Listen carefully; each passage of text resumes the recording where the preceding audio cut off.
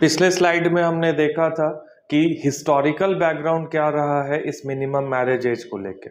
यानी कि शुरू में मिनिमम मैरिज एज स्टेट ने डिसाइड नहीं किया था, ये पहली बार 1929 में डिसाइड किया गया था और उसके बाद धीरे धीरे ग्रेजुअली इसको 18-21 पर रखा गया। फाइनल एक था prohibition of child marriage act 2006 का, जिसने 18 और 21 पर सेट किया हुआ है लड़कियों और लड़कों के लिए रिस्पेक्टिवली। अब हम उसको बढ़ाने की बात कर रहे हैं, यानी स्टेट जो है वो चाह रहा है कि 18 से बढ़ाकर लड़कियों के लिए ये सीमा 21 हो जाए, तो लड़कों के लिए भी 21 और लड़कियों के लिए भी 21। तो ये जेंडर पैरिटी की बात हम कर रहे हैं। आज हम लोग देखेंगे कि ये चेंज की क्या जरूरत है, क्योंकि पिछले स्लाइड में हमने ये भी देखा कि जब 18 पर प्रावधान है तब भी इसका उल्लंघन हो रहा है। अब जब हम 18 से बढ़ा के इसको 21 कर देंगे तो इसमें हर्डल्स क्या क्या आएगा, यानी कि क्या क्या चुनौतियां हैं इसमें। देखिए, सबसे पहला लीगल इश्यूज है। जब एज लिमिट को आप बढ़ा रहे हैं तो लॉ में आपको चेंज करना पड़ेगा, यानी prohibition of child marriage act जो 2006 का है उसको आपको चेंज करना पड़ेगा। ठीक है, यानी कि 2006 में जो एज लिमिट है उसको आपको बढ़ा के लड़कियों के लिए 18 से 21 करनी पड़ेगी। तो इसमें एक लॉ में चेंज रिक्वायर्ड है। This will be followed by necessary changes in the personal laws. अब हमने देखा है कि मैरिज एक्ट जो है वो हिंदुओं का अलग है, मुस्लिम का अलग है, सिख का अलग। तो सारे पर्सनल लॉज में भी एज लिमिट को आपको बढ़ाना पड़ेगा। अगर कहीं 18 है तो उसको 21 कीजिए, कहीं प्यूबर्टी जैसे मुस्लिम लॉ में क्या है 15 या फिर प्यूबर्टी की एज है तो उसको 21 कीजिए। तो ये चेंज लाना पड़ेगा वहां पर। At present, the Prohibition of Child Marriage Act does not contain any provision that explicitly says the law would override any other laws on the issue. इसका मतलब है कि अभी जो ये prohibition of child marriage act 2006 का है, इसमें ऐसा कोई प्रावधान नहीं है जो कहता है कि अगर किसी पर्सनल लॉ में ये उम्र से डिफरेंस होता है तो ये लॉ जो है उसके ऊपर प्रिवेल करेगा। यानी कि ये ओवरराइडिंग एक्ट नहीं है, अभी इसमें ऐसा कोई प्रावधान नहीं है। क्योंकि हम देख रहे हैं कि अगर मुस्लिम में 15 या प्यूबर्टी पर शादी हो रही है तो वो भी मैरिज जो है वो लीगली वैलिड मैरिज है, लेकिन जहां एक्ट कह रहा है 18 होना चाहिए। तो ये जो एनॉमली है ना, इसके लिए इस लॉ में एक ओवरराइडिंग प्रोविजन लाना पड़ेगा कि इसमें जहां हम एज बढ़ा रहे हैं तो बाकी भी लॉज को ये सुपरसीड करेगा। There is a discrepancy between the prohibition of child marriage act and the Muslim law, जिसकी मैं अभी बात कर रहा था। जैसे कि एग्जाम्पल से हम समझते हैं, the marriage of 16-year-old girl, 16 साल की अगर लड़की है जो मुस्लिम कम्युनिटी से आती है और प्यूबर्टी रीच कर ली है तो वो इनवैलिड नहीं होगा मुस्लिम लॉ में, लेकिन इस लॉ में वो बाल विवाह हो जाएगा। यानी 16 साल की अगर मुस्लिम विमेन जो कि प्यूबर्टी रीच की हुई है उसकी शादी मुस्लिम लॉ में पर्सनल लॉ में इनवैलिड नहीं होगी, लेकिन इस लॉ के डेफिनेशन के हिसाब से बाल विवाह हो जाएगा। तो ये लॉ जो है स्पेशल एक्ट और जो पर्सनल लॉज हैं उनके बीच में ये बहुत बड़ा डिफरेंस। लॉ एक समय सीमा तय करता है, उम्र सीमा करता है, और पर्सनल लॉ अगर अलग करता है तो वहां पे मैरिज वैलिड हो जाता है। तो ये एक बहुत बड़ा चैलेंज है। अभी ये जो डिसीजन कैबिनेट लिया है कि उम्र सीमा बढ़ाई जाए, इसके लिए इन्होंने जया जेटली कमेटी बनाई थी। जून 2020 में ministry of women and child development ने ये टास्क फोर्स बनाया। अभी इसको हेड किया जया जेटली ने और इन्होंने बताया कि एज ऑफ मैरिज जो है उसको 21 कर देना चाहिए फॉर फीमेल, क्योंकि मेल के लिए ऑलरेडी 21 है। उसके बाद इन्होंने और भी रिकमेंडेशंस दिए, जैसे कि एक्सेस टू स्कूल्स, यानी कि जो लड़कियां हैं वो स्कूल्स में उनका इनरोलमेंट बढ़े, कॉलेजेस में बढ़े। जैसे कि इसमें मदद करना कि ट्रांसपोर्टेशन इन इंस्टीट्यूट्स में स्टेट प्रोवाइड कर दे। अगर ये दूर दराज के इलाकों में रहती हैं, वहां से स्कूल और कॉलेज की दूरी है, तो आने जाने की व्यवस्था स्टेट प्रोवाइड करे। क्योंकि जब हम उम्र बढ़ा रहे हैं तो हमारा प्राइमरी फोकस है एजुकेशन, कि ये बच्चियां जो हैं इनको हायर सेकेंडरी एजुकेशन मिल सके। सेक्स एजुकेशन इन स्कूल्स, और स्कूल्स में सेक्स एजुकेशन पर भी ध्यान दिया जाए, और जो बच्चे हैं बच्चियां हैं उनके स्किल और बिजनेस ट्रेनिंग को इम्प्रूव किया जाए। यानी कि एम्प्लॉयमेंट के लिए जो स्किल्स की रिक्वायरमेंट है वो इनको स्कूल्स कॉलेजेस में दी जाए। These recommendations must be worked upon first, in absence of which the law will not be as effective। यानी ये कमेटी क्या कह रही है कि ये जो प्रावधान हम बता रहे हैं इन सब पर अगर आप काम नहीं करेंगे और केवल इसको बढ़ा देंगे तो इससे कोई फायदा नहीं होगा, क्योंकि अभी भी जहां उम्र 18 है वहां तो इतने चैलेंजेस, अब इसको आप बढ़ा के 21 करेंगे तो चैलेंजेस कम नहीं होंगे। तो इसमें ये सारी दो रिकमेंडेशंस हैं, उन पर भी काम करने की जरूरत। An awareness campaign be undertaken on a massive scale on the increase in age of marriage and to encourage social acceptance of the new legislation which would be far more effective than coercive measures। यानी कि awareness generation कीजिए, लोगों में जागरूकता लाना जरूरी है कि हम क्या करने जा रहे हैं, एज बढ़ाने जा रहे हैं, ताकि कि ये जो नया कानून है ना, नया लेजिस्लेशन जो 18 से 21 कर रहा है उसका क्या बढ़े, सोशल एक्सेप्टेंस बढ़े, यानी समाज उसको एक्सेप्ट कर सके। अगर समाज इसको एक्सेप्ट नहीं करेगा तो अभी तो हम देख रहे हैं कि हिंदुओं में, मुस्लिम में, सिख में ऐसे 18 साल से कम की कई लड़कियां हैं जिनकी लाखों में तादाद है जहां शादी हो रही है। तो अब 21 तक ये कैसे रुकेंगे पेरेंट्स? तो उसके लिए जन जागरूकता जरूरी है और कोअर्सिव नहीं होना चाहिए। यानी कि लॉ अगर कहता है कि 18 से 21 हो गया, 21 से नीचे फीमेल की शादी गुनाह हो गया, कानूनन गुनाह, तो ये कोअर्सिव मेजर हो जाएगा। इसके पहले हमको अवेयरनेस जनरेशन करके सोशल एक्सेप्टेंस बढ़ाना होगा। अभी कमिटी इस पर भी फोकस करता है कि शादी की उम्र हम क्यों बढ़ा रहे हैं। इसलिए भी बढ़ा रहे हैं कि मदरहुड का एज जो है वो एप्रोप्रिएट क्या होना चाहिए, इस पर ओपिनियन क्या है। As India progresses further, opportunities open up for women to pursue higher education and careers। यानी कि जैसे जैसे भारत का विकास होगा तो वैसे वैसे और आयाम खुलेंगे महिलाओं के लिए कि वो हायर एजुकेशन परस्यू करें और अपने कैरियर को डेवलप करें। These are imperatives of lowering MMR as well as improvement of nutrition levels। अगर विकास होगा महिलाओं का, एजुकेशन होगा, नौकरी होगी, तो उम्र ज्यादा में शादी वो करेंगी और महिला जो माँ का मृत्यु दर है, मैटरनल मोर्टेलिटी रेट, वो रिड्यूस करेगा और न्यूट्रिशन लेवल बढ़ेगा। Evidence shows that delay in marriage has positive economic, social and health effects. मतलब ऐसा एविडेंस है, ऐसा हमारे पास साक्ष्य है कि जब शादी की उम्र में डिले होता है तो उसका इकोनॉमिक, सोशल और हेल्थ इफेक्ट्स होता है फैमिलीज के लिए, विमेन के लिए, बच्चों के लिए और सोसाइटी एट लार्ज के लिए। Risk of poor child health outcomes is lowest for women who have their first birth between.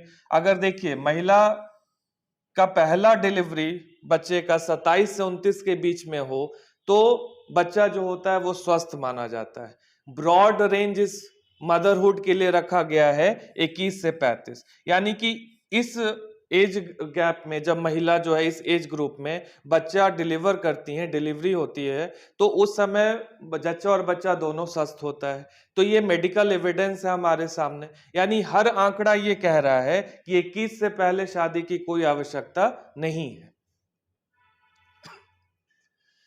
अभी इश्यूज जो है implementation, law can not bring around social change. ये हम तो पहले भी देख रहे हैं कि prohibition of child marriage act में 18 रख देने के बावजूद भी उसका उल्लंघन हो रहा है। तो कानून ले आने से सोशल चेंज नहीं होता है। If the act prohibition of child marriage act in its current form could not prohibit child marriages, it may not be a workable option after an amendment। तो ये कह रहा है कि अगर अभी भी 18 का उल्लंघन हो रहा है तो 21 का उल्लंघन क्यों नहीं हो सकता है। ये एक मुद्दा बहुत बड़ा है। दूसरा कहता है कि एज ऑफ कॉन्सेंट जो है वो अभी 18 पर है।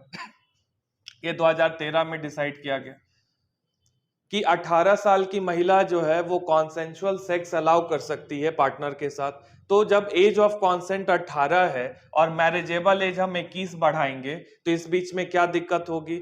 Already there is wide spread criminalization of consensual sex. अगर दो एडल्ट सेक्स करेंगे तो वो क्रिमिनलाइज हो जाएगा। तो ये दो लॉ के बीच में अनोमली आएगी। एज ऑफ कॉन्सेंट को फिर आपको बढ़ा के 21 करना पड़ेगा। तो what will be the impact of current reform? तो यहाँ पे दिक्कत आएगी कि कॉन्सेंट सेक्सुअल रिलेशंस के लिए लड़कियां 18 में दे सकती हैं और शादी 21 में अलाउड है। तो जो 18 से 21 के बीच में सेक्सुअल रिलेशनशिप पार्टनर से डेवलप करेंगी वो क्रिमिनलाइज हो सकती हैं। Fear of law has not worked in this case. More attention should have been paid to ensure the law works with 18 as the marriageable age and then probably raise it to 21. अभी एक debate है कि पहले हम 18 पर law को अच्छे से इंप्लीमेंट करें, तब हम 21 तक ले जाने की सोचें।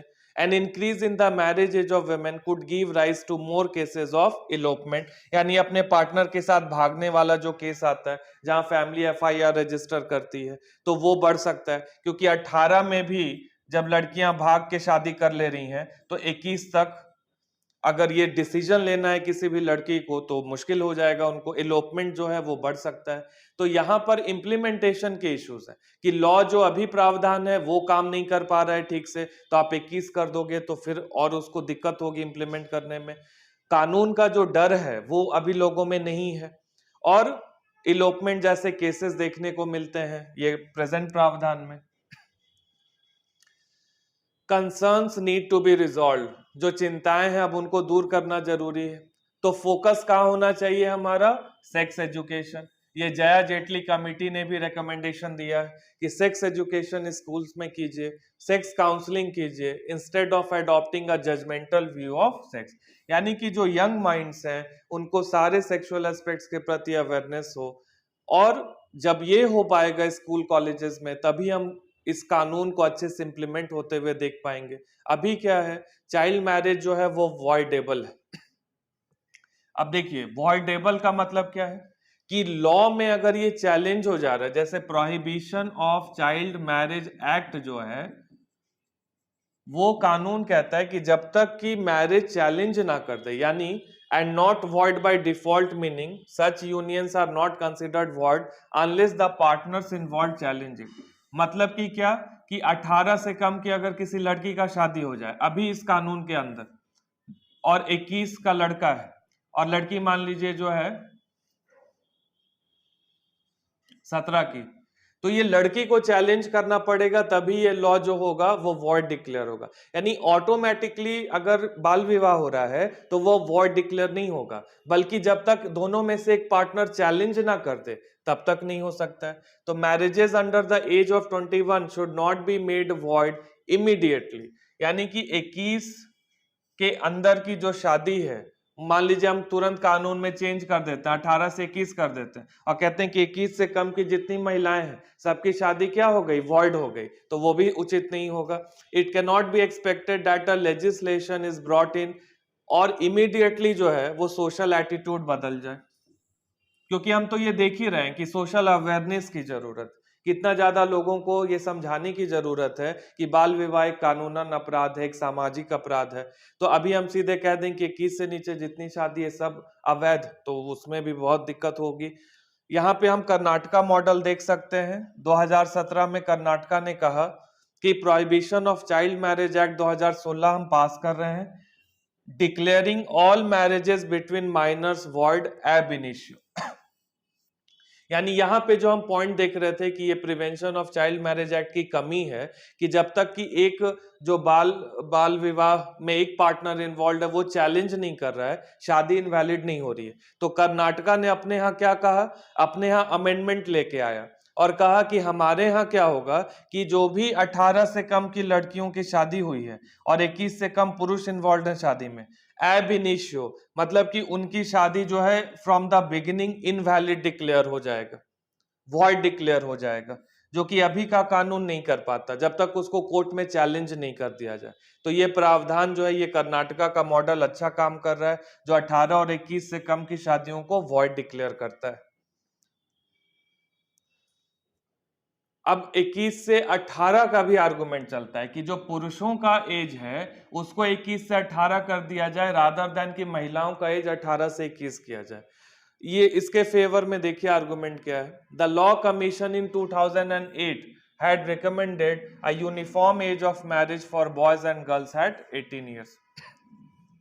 लॉ कमीशन अपनी रिपोर्ट में 2008 में कहता है कि 18 कर दीजिए दोनों जेंडर्स के लिए। 2018 में नेशनल ह्यूमन राइट कमीशन ने भी रेकमेंड किया कि मैरिजेबल एज बॉयज और गर्ल्स के लिए एक होनी चाहिए। Legally the age of adulthood, अभी हम कहते हैं कि 18 जब हम कंप्लीट कर लिए तो हम एडल्ट हो गए, यानी 18 से कम के बच्चे जो हैं वो चाइल्ड के ब्रैकेट में आते हैं। 18 इज एडल्ट। और एक इंडिविजुअल 18 का हो जाए तो भारत में वो वोट कर सकता है, तो शादी क्यों नहीं कर सकता, यानी अपने लाइफ का डिसीजन क्यों नहीं ले सकता। तो ये चैलेंज है। However, the task force had recommended an increase given the significant health benefits of reproduction after the age of 21। ये जो 3 पॉइंट्स हैं ये फेवर में है कि 21 से 18 हो जाए। किसकी उम्र? लड़कों की। रादर 18 से 21 हम लड़कियों की कर दें। लेकिन जो task force Jaya Jaitley committee बनी है वो क्या कह रही है? वो कहती है कि अगर महिलाओं की एज हम 18 से 21 करते हैं तो हेल्थ बेनिफिट्स होता है, जैसे कि प्रॉपर एज ऑफ मदरहुड क्या होना चाहिए, इसके बारे में हमने चर्चा किया। ये कमेटी का भी एक पैरामीटर था देखने का। तो हेल्थ बेनिफिट्स, किसका हेल्थ बेनिफिट्स? विमेन का, वो इंप्रूव कर रहा है। मैटरनल मोर्टेलिटी रेट घट रही है, इन्फेंट मोर्टेलिटी रेट घट रही है। नेशनल क्राइम रिकॉर्ड ब्यूरो का भी डेटा शो करता है कि जो prohibition of child marriage act है 2007 से लेके 2016 तक केवल इतने ही केसेस फाइल हो पाए। यानी कि ये कानून जो है ना ये अच्छे से इंप्लीमेंट नहीं हो पा रहा है। यहाँ पे ऑलरेडी कई सारे चैलेंजेस आ रहे हैं। केसेस इस कानून के अंदर कम रजिस्टर होते हैं, लाखों में शादियां हो रही हैं 18 से कम में, और केसेस इतने कम रजिस्टर हो रहे हैं। तो अगर हम 21 करते हैं तो केसेस का लोड जो होगा वो बढ़ेगा और चैलेंजेस भी इसमें बढ़ेंगे। तो ये सारी चीजों को आपको ध्यान में रखना पड़ेगा जब आप एक अच्छा आंसर लिखेंगे। अभी वे अहेड क्या होना चाहिए? हमने तो एक डिबेट ये भी देखी कि लड़कों की एज ही हम घटा के 21 से 18 कर दें, और एक डिबेट चल रही है कि लड़कियों की एज जो है वो 18 से 21 कर दें। तो ये दो पक्ष है। Child marriage prohibition officer is a government servant at the district level who is often overburden. देखिए ये जो ह्यूमन रिसोर्सेज है ना वहां पे चैलेंजेस आ रहा है कि जो prohibition of child marriage act है वो कहता है कि डिस्ट्रिक्ट लेवल पर गवर्नमेंट सर्वेंट होगा जो कि इसको कंप्लेन को देखेगा। तो ऑलरेडी डिस्ट्रिक्ट लेवल पर जो गवर्नमेंट सर्वेंट है उसके पास और भी कई सारे काम है, तो वो ओवरबर्डन्ड होता है, जिसके वजह से केसेस कम रजिस्टर होते हैं और कन्विक्शन भी आगे जाके कम होती है। The need is to hire trained officers, जिनको इस कानून के बारे में ट्रेनिंग दी जाए, और अगर चेंज किया जा रहा है तो उसके भी प्रावधान के बारे में ये सजग हो। इंक्रीजिंग द फंड एलोकेशन, यानी न्यूट्रिशन के लिए, केवल हेल्थ ऐसे ही नहीं बढ़ेगा एज का लिमिट बढ़ा देने से, न्यूट्रिशन के लिए जो प्रावधान है वो आपको फंड बढ़ाना पड़ेगा। Ambit of right to education, अभी जो एलिमेंट्री एजुकेशन है उसको बढ़ा के क्या हम सेकेंडरी स्कूल तक बढ़ा सकते हैं 21A के अंदर। ड्यूरिंग द कोविड पैंडेमिक ये देखा गया है कि कई सारे चाइल्ड मैरिजेस हुए हैं जो कि किस वजह से हुए? गरीबी की वजह से हुए, लैक ऑफ रिसोर्सेज के वजह से हुए। तो जब गरीबी की मार आ रही है तो फिर चाइल्ड मैरिज होने लग रहा है। तो 18 से 21 में जो चुनौतियां हैं उनको स्टेट कैसे देख पाएगा? Creating ways for educating the female child along with imparting skills can go a long way to stop child marriage. यानी कि रास्ते निकालिए जहां पर कि आप फीमेल चाइल्ड को क्या कर रहे हैं? प्रॉपर एजुकेशन दे रहे हैं। अगर उनको एजुकेशन के साथ स्किल्स देंगे तो वो अपने पैर पे खड़े हो पाएंगे, और अगर एम्प्लॉयमेंट गेन कर पाएंगे, अपने पैरों पर खड़े हैं, तो अपने लाइफ का डिसीजन खुद ले पाएंगे। क्योंकि लीगली सोशली ये सारे चैलेंजेस जो हम देख रहे हैं उनको दूर कर पाना जो है वो सबको मिलके करना पड़ेगा, ये स्टेट केवल नहीं कर सकता। और इसमें जैसे कुछ पॉइंट्स हैं, जैसे बांग्लादेश में क्या हुआ है कि यहाँ पे फीमेल लेबर फोर्स का पार्टिसिपेशन बढ़ा है, यानी इकोनॉमी में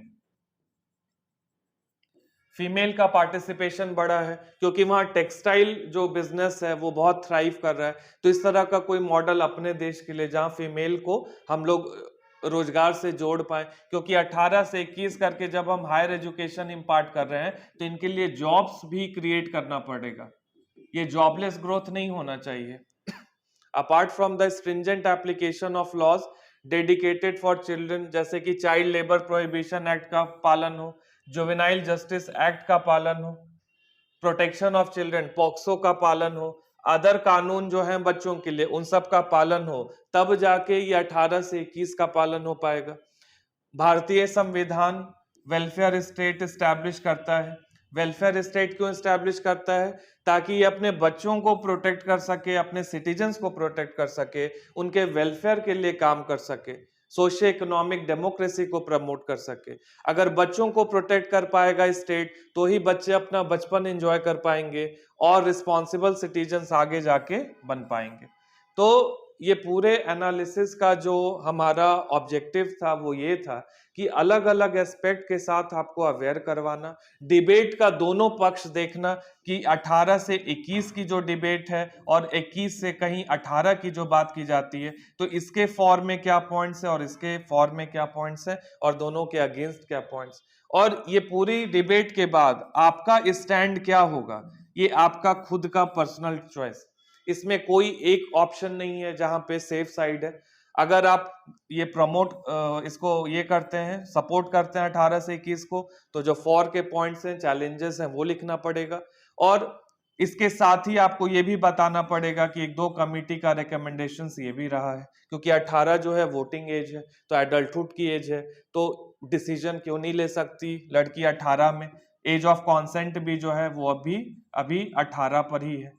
तो ये सारे चैलेंजेस और वे फॉरवर्ड था। आई होप कि ये टॉपिक आपको समझ में आएगा, और कोई भी अगर इस टॉपिक से रिगार्डिंग डाउट हो तो आप डिस्क्रिप्शन बॉक्स में, कमेंट बॉक्स में लिख सकते हैं। Thank you very much.